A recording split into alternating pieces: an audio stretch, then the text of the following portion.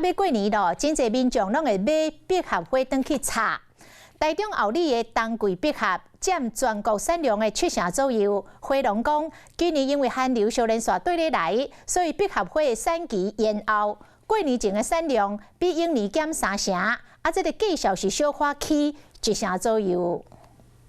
花农伫咧田里保养剪花采收，准备出花。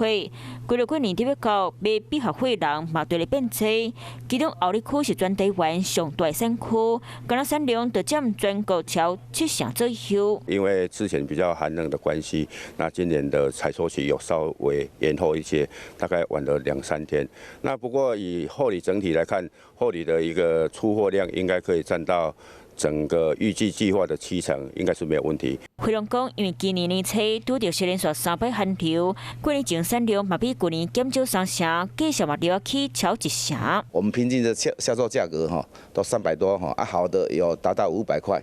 台湾百合大部分拢是以内销为主。花农讲，尤其拄到过年，嘛是百合花重要的生产期，就算今年计数有较贵，不过买起嘛是未受影响。Hello， 我是庄慧琪。想要抢先掌握最及时的新闻资讯吗？赶快订阅、按赞、开启小铃铛，锁定华视新闻 YouTube 频道。